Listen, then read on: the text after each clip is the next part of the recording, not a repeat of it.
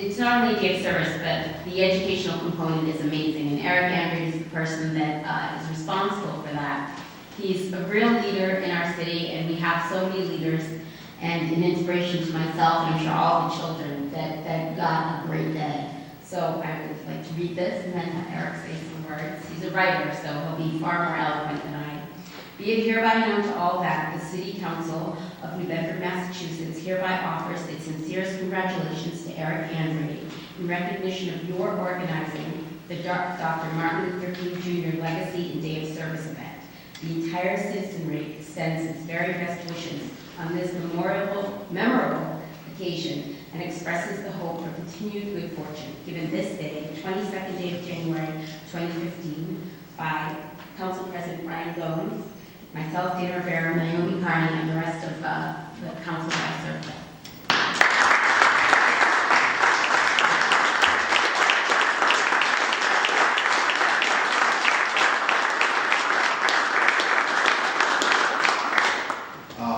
The first time I ever performed in Bedford, Massachusetts was at an MLK event, and at that event I had the honor of meeting Javon Brown, and in light of Jabril's Frederick Douglass, in light of the legacy of Martin Luther King, who spoke and highlighted things that sometimes made people uncomfortable, and to paraphrase some of the comments that Mr. Martin made about seeing something in a community that's not their community. People from outside of New Bedford saw Jared's situation and they responded to it.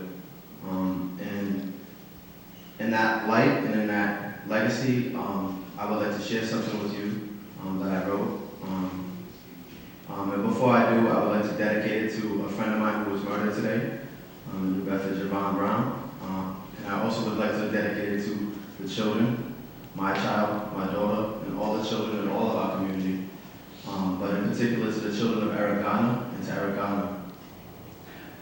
And before I begin, I just like to highlight, I'm from East Providence, Rhode Island originally, and I came to New Bedford via UMass Dartmouth. My grandfather, Captain Frank Shanley, was a police officer who served with distinction and honor in East Providence for over 20 years. And my mother's boyfriend, T.J. Bedford, was also an officer. And I also served in the National Guard, and many of my family has been in the military. So in no way, shape, or form am I somebody to pigeonhole and to stereotype an officer or anybody.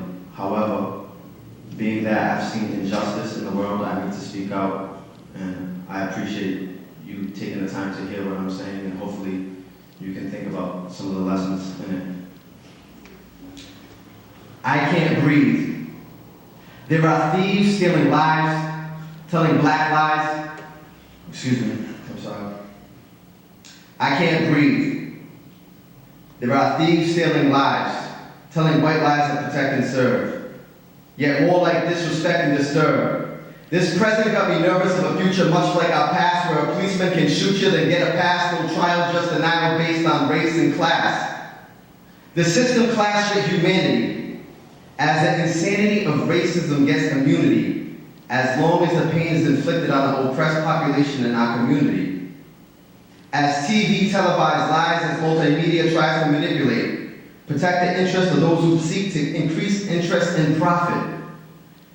Invested in popular culture, programmed and marketed to promote positions that push people to prison. From poor participation in piss-poor public schools in a nation that pipeline more to prison.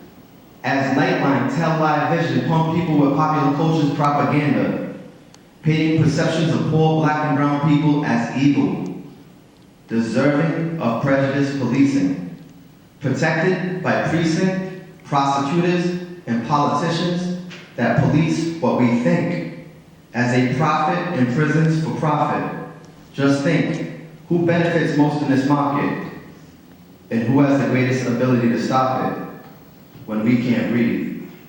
This is the city of abolition. This is the city that spoke out about injustices across the world.